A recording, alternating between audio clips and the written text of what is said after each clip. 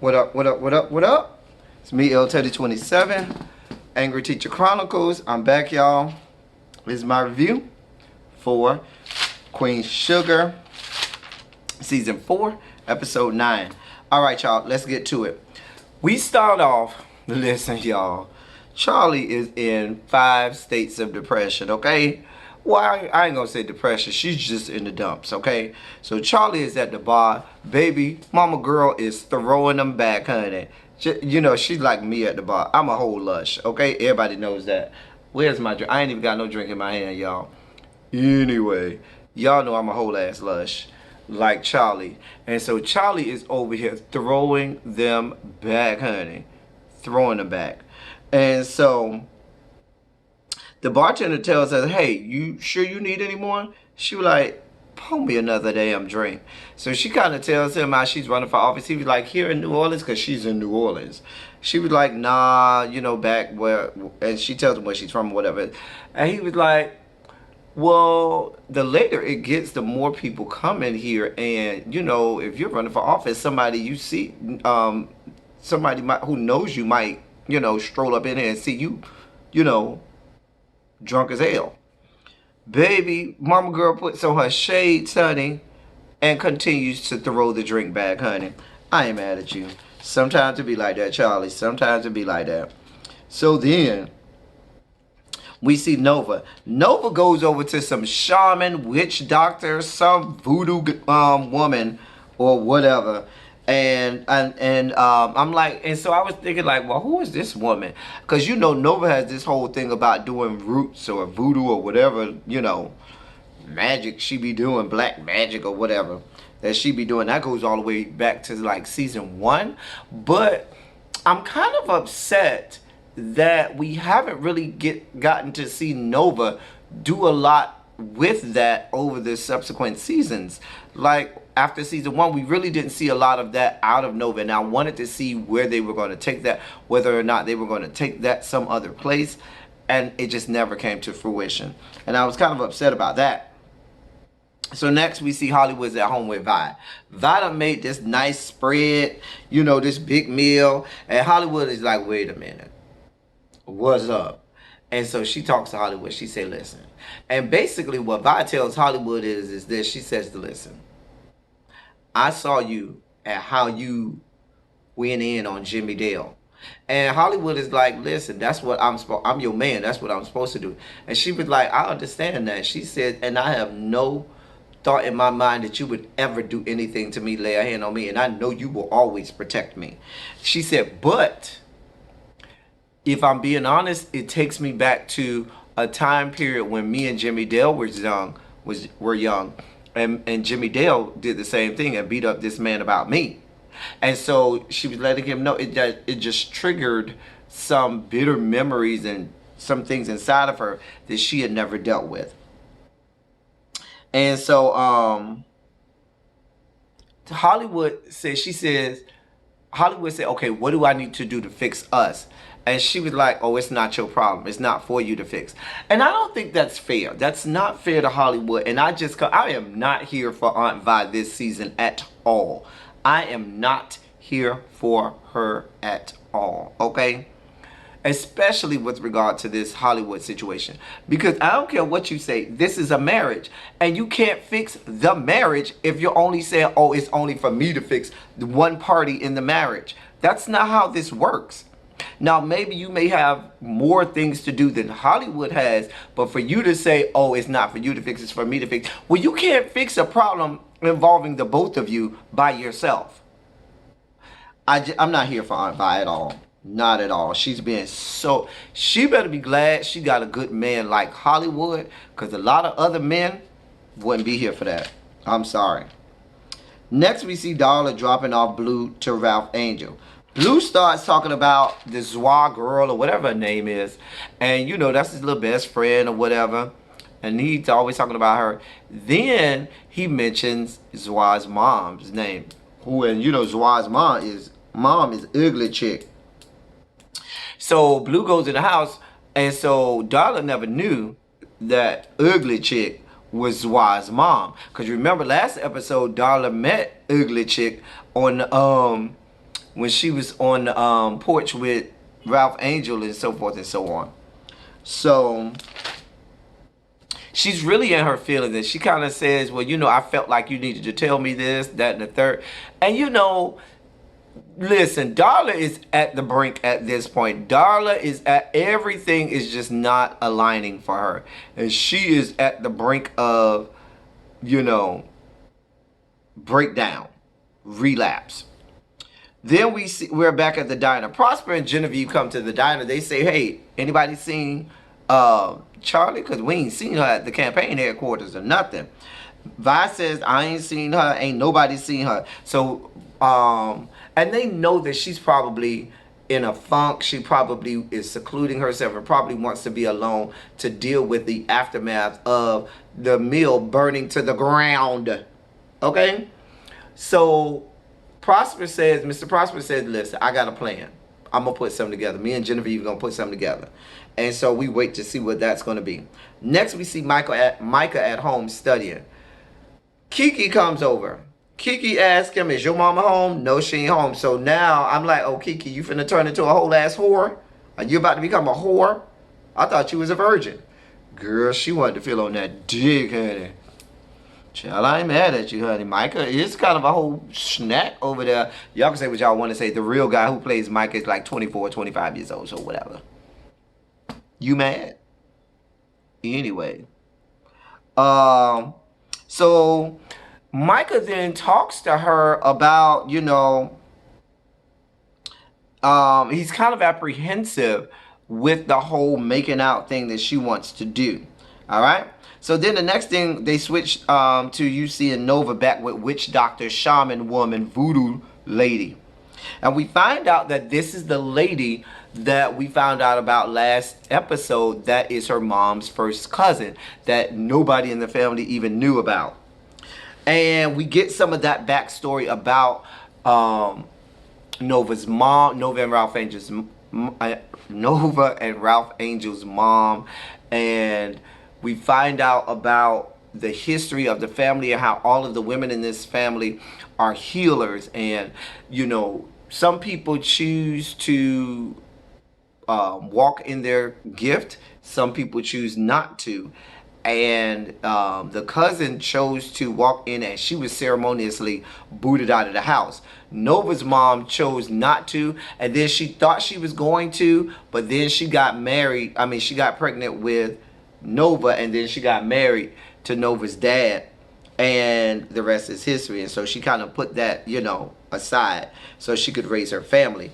And Nova is kind of like, oh, so do you think my mom regrets it? And she was like, no, your mom never regretted you. If anything, that was what she was supposed to do.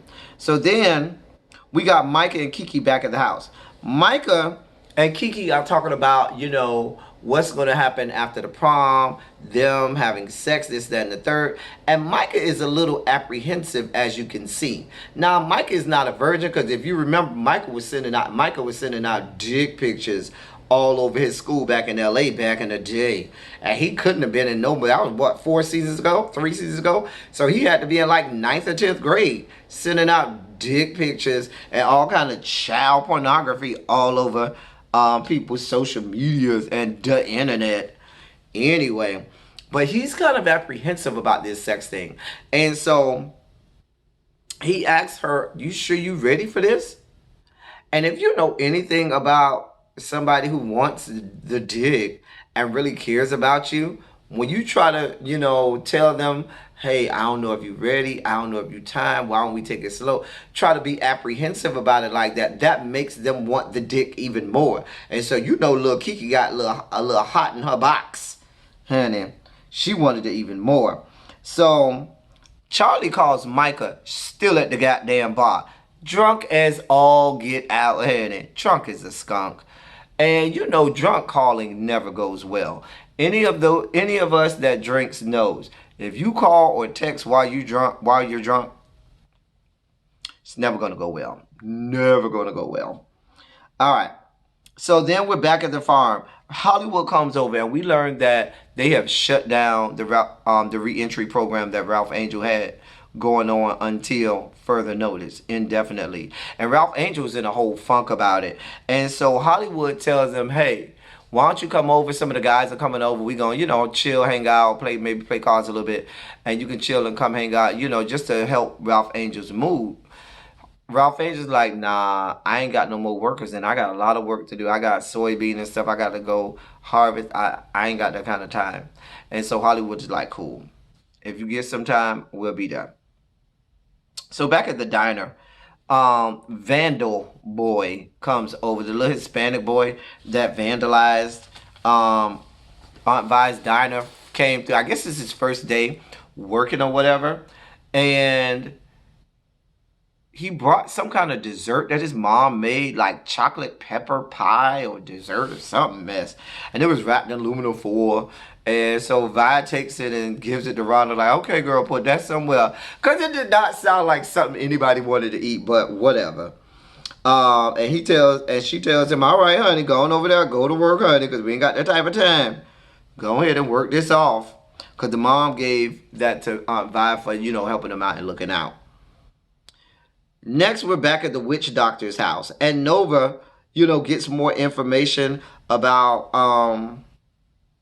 her mom. She had always thought her mom was cremated. Come to find out, the mom was not cremated. The mom was buried on the farm's land, and they just didn't tell nobody, or at least they didn't tell Nova. And so Nova is shocked because now that throws a monkey wrench in a whole lot of stuff that Nova had going in her head. Then we got Hollywood at the house with his friends. The friends talked to Hollywood about the whole Jimmy Dale. Said, yeah, we found out about how you put the hands down on Jimmy Dale. And it makes Hollywood take a step back because they being men, they, giving them props and chopping it up and like, yeah, that's what men's supposed to do.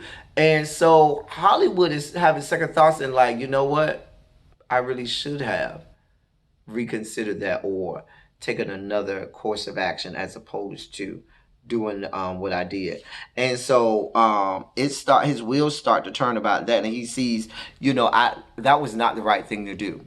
And he's working this out, and you can see he tried a little bit to tell her, well, maybe that wasn't the right thing. And when they gave him pushback, he immediately retreated. He acquiesced. He said, well, okay, no, I'm not going to go there. And so you can see he really wanted to just really discuss all of that, but he knew that these guys weren't the right guys to talk to about it. So back at the diner, you got Vi, Prosper, and Genevieve there. They're talking, planning out whatever event Prosper had came up with. Micah comes over and starts asking, hey, have you seen my mom? Because she called me and she didn't sound like herself. And I don't know where she is. I can't find her. And so Prosper's like, don't you got one of them fancy phones where you could just search and find out where she's at? And he was like, yeah, I do. And so he does that and finds out she's in New Orleans. And they're kind of worried about her at this point because ain't nobody heard from her. Next, we see Darla goes out to go see the new boo. Darla goes over there. He's a part of this jazz ensemble or whatever, and they got, they're practicing for a gig. She comes, and he's been avoiding her phone calls. So he tells her that he read the book, and she's kind of like taken aback, like, oh, so you don't want to be with me no more? That's why you ain't been calling me? And he was like, no, it's not that. He's like, I said, your past doesn't affect me, but he's like, listen. If my past was laid out there for the whole world to see like yours was in a best-selling novel, I would have already relapsed. And he says, I feel like, I don't know how I feel about you. And he says, I think we need to put the brakes on this because I feel like you may cause me to relapse because of everything you got going on. And in my mind, I felt like him telling her that he wants to take a break, I was like, well, don't you think that would drive her even further into relapse or closer to relapse by you, making this decision instead of being there to support her or saying, you know what, because he said, have you gone to see your sponsor? And instead of perhaps him saying, you know what, why don't me and you go and see your sponsor because, baby, I'm going to be here to support you, strengthen you because I'm going to be here for you and I'm going to be a good boyfriend or whatever he is to her. But instead he's like, nah, I'm pulling back. I don't need none of that. I don't want to relapse myself. And in my mind, I'm just like, aren't you driving her that way? Whatever. Moving on. And then next we see not Alexa, dear God. I'm looking at my Alexa, y'all. Nova comes to the bar to see Charlie. Micah done went and called Nova and told her exactly that. He couldn't pinpoint where she was, but he told her the vicinity, the general area where she was, and she found her in the bar. Nova, Charlie wants no parts of Nova. Nova does not take no for an answer. She was like, nah, we going. And when Charlie tried to pull away, you saw Big Sister come out and she gripped that arm and said, nah, we going. And so she carried her because she is drunk to the point where she's incapacitated, okay? And she takes her back to her hotel, out of the bar back to the hotel. Hollywood then goes to the diner to see Vi. And he has this conversation with Vi where he's come to the realization that Vi was right, that how he handled the Jimmy Dale situation wasn't necessarily the best thing to do. And he comes to the realization that I don't have any male friends as an outlet where I can go and just talk to them about that. And he says it's not just the fact that I don't have any male friends. Men just in general in these parts, we don't talk about our feelings. We don't get things out, and we're just not real with each other. And I feel like we should have that outlet. And I don't know if now he's not perhaps thinking about maybe starting a support group or a men's group where you can really get your feelings out, because he tells Vi that the only person I can have a real, honest, open conversation with is you. I don't have any male friends that I can do that with. And so I really want to see if Hollywood goes forward with that, with his thoughts on that, and see how that goes, how he works through that. Micah then goes to Ra's house to talk to Ra about the Kiki situation and about breaking her virginity. And Ra, talks to him like, not like an uncle, more so like an older brother. And he gives him advice, and he says, trust your gut. You pretty much, make good decisions and do the right thing. He tells him, trust your gut. So then Micah leaves. He goes in there with Blue. Darla calls, and he calls Darla. He had been trying to get in contact with Darla, and Darla ain't answering the phone because Blue had been trying to call Darla a million times, and Darla just wasn't answering. So Ralph Angel finally got a hold of Darla, and he tells Darla, listen, Blue been trying to contact you. So he puts Darla on the phone with Blue. Blue starts talking about what happened at school, and he's all happy about, him hanging out with his buddy Zoa. And so now he mentions Ugly Chick. And Darla's already in some kind of funk. She done already, basically the new guy broke up with her. Ralph Angel got him somebody and told her, well, I don't feel like, I thought we said we weren't going to talk to each other about who we dating or whatever. And so now she feels lonely. She feels all alone, secluded. Nobody who she truly loves and cares about is concerned. I'm not going to say they're concerned, but she probably feels that nobody's concerned enough about her. And everything is about everything and everybody else and not her. And listen, I know James Caldwell is going to go in on Darla again. He cannot stay. I loved it. If you're not watching Spiller Boy TV, James Caldwell reviews, make sure you watch his reviews as well. But I know he's going to go in on Miss Darla. But Darla at this point is spiraling. She is spiraling, okay? Nova then takes care of, we see Nova at the hotel taking care of Charlie. She puts Charlie in bed and so forth. And she tries to reach out to Charlie, and Charlie kind of pulls away from her. And so Nova, decides to kind of, let Charlie just rest and be and get some sleep. As she's walking away, Charlie just asks her, why did you put that in the book? And so they have this moment where they talk. And Nova gets in bed and lays and hugs her little sister. And Charlie just lets out this huge scream and cry. And this is something that she's been needing to release. And they talked about earlier how every woman in Nova's family are healers. That is who they are. Some people choose to live in their gifts. Some people choose not to. And I saw this as a way of Nova feeding into her gift, this is a way for Charlie to heal. And Nova being there for Charlie is a way for her to heal and get all of these pent up feelings out. It's also a way for Nova to start her healing process.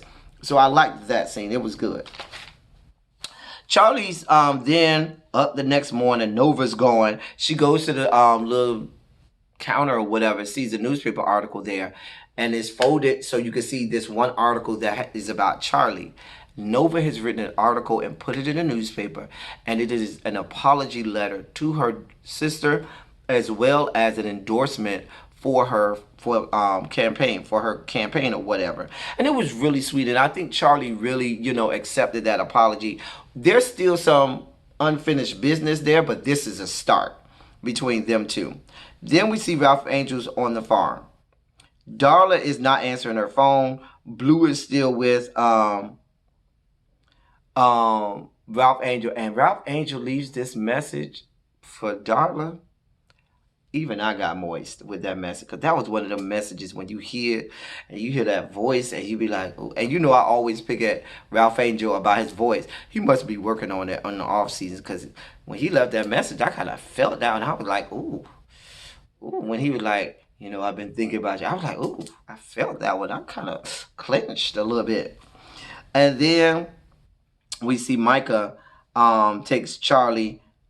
So Charlie's back home. Micah takes Charlie to the mill, and they're having this big thing, this big event that Mr. Prosper, we found out that's what he was planning, this big event to kind of get Charlie out of her funk. And members of the community and the other farmers came, and they're singing and celebrating and letting them know, listen, we are still here to support you. We're going to support this meal, and we're going to support each other, because this is what we always do in the face of imminent danger and in the face of racism and all the horrible things that we as a people have to face.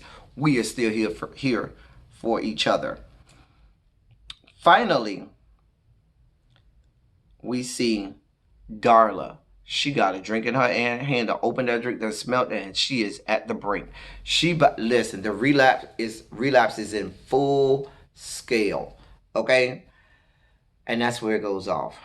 I'm sure next week, y'all, it's going to be really good next week, because Darla is relapsing. And, just with everything else that's going on, y'all know the Landry's going to have a whole lot more in store for Charlie. And I want to see, too, this healing process being between Charlie and Nova, too, to see if that can bleed into the rest of the family. That's all I got for y'all this week. Hopefully, y'all like the review. It's me, Teddy27. Thank y'all for coming. Y'all drive safely. We'll be back next week. And yes, I'm going to be looking for y'all in them comments. So y'all meet me in the comment section so we can aga in them comments. All right? I'll see y'all down in the comments. Later.